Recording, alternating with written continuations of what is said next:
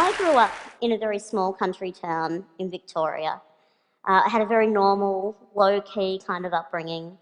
I went to school, I hung out with my friends, I fought with my younger sisters. It was all very normal.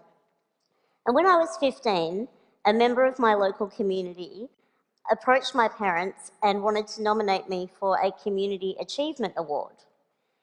And my parents said, that's really nice, but there's kind of one glaring problem with that. She hasn't actually achieved anything. Yeah. And they were right, I went to school, I got good marks, I had a very low-key after-school job in my mum's hairdressing salon, and I spent a lot of time watching Buffy the Vampire Slayer and Dawson's Creek. Yeah, I know, what a contradiction. But they were right, I wasn't doing anything that was out of the ordinary at all. I wasn't doing anything that could be considered an achievement if you took disability out of the equation. Years later, I was on my second teaching round in a Melbourne high school, and I was about 20 minutes into a Year 11 legal studies class when this boy put up his hand and said, "Hey miss, when are you going to start doing your speech?" And I said, "What speech?" I'd been talking to them about defamation law for a good 20 minutes.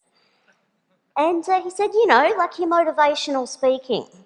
When people in wheelchairs come to school, they usually say, like, inspirational stuff. Yeah. It's usually in the big hall. And that's when it dawned on me. This kid had only ever experienced disabled people as objects of inspiration. We are not, to this kid, and it's not his fault. I mean, that's true for many of us. For lots of us, disabled people are not our teachers or our doctors or our manicurists.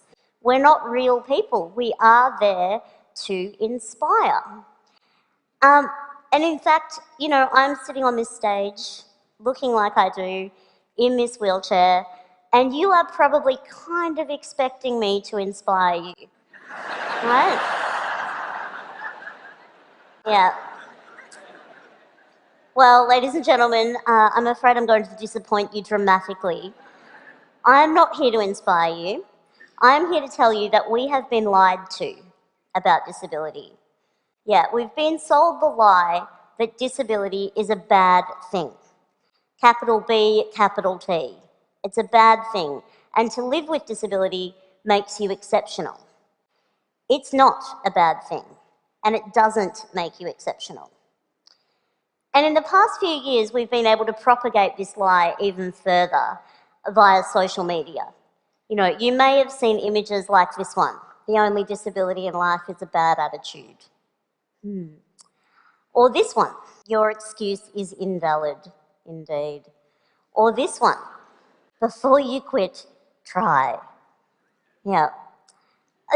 These are just a couple of examples, but there are a lot of these images out there. You might have seen the one, the little girl with no hands, drawing a picture with a pencil held in her mouth. You might have seen a child running on carbon fibre prosthetic legs. And these images, there are lots of them out there. They are what we call inspiration porn. And I use the term porn deliberately because they objectify one group of people for the benefit of another group of people.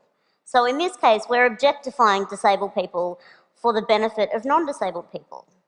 The purpose of these images is to inspire you, to motivate you, so that we can look at them and think, well, however bad my life is, it could be worse. I could be that person. But what if you are that person? I've lost count of the number of times that I've been approached by strangers wanting to tell me that they think I'm brave or inspirational. And this was long before my work had any kind of public profile. They were just kind of congratulating me for managing to get up in the morning and remember my own name. And it is objectifying. These images objectify disabled people for the benefit of non-disabled people. They are there so that you can look at them and think that things aren't so bad for you, to put your worries into perspective. And life as a disabled person is actually somewhat difficult. We do overcome some things. But the things that we're overcoming are not the things that you think they are. They are not things to do with our bodies. I use the term disabled people quite deliberately because I subscribe to what's called the social model of disability, which tells us that we are more disabled by our bodies, the society that we live in rather, than by our bodies and our diagnoses. So I've lived in this body a long time. I'm quite fond of it. It does the things that I need it to do, and I've learnt to use it to the best of its capacity, just as you have. And that's the thing about those kids in those pictures as well. They're not doing anything out of the ordinary. They are just using their bodies to the best of their capacity. So is it really fair to objectify them in the way that we do, to share those images?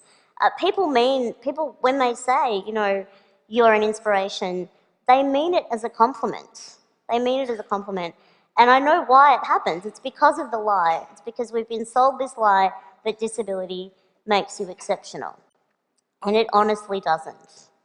And I know what you're thinking. I'm up here bagging out inspiration. And you're thinking, geez, Stella, aren't you inspired sometimes by some things?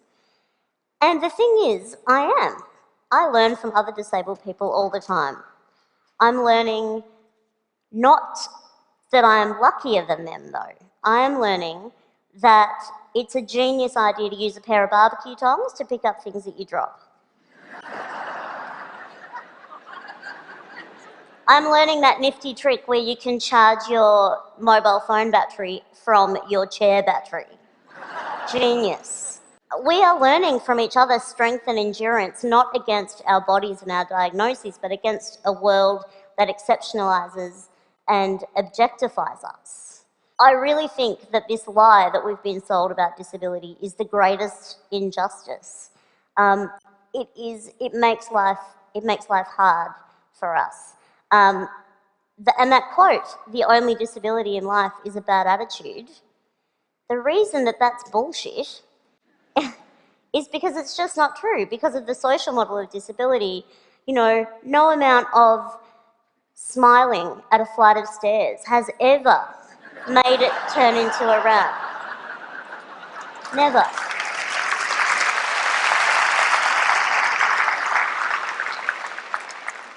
Smiling at a television screen isn't going to make closed captions appear for people who are deaf.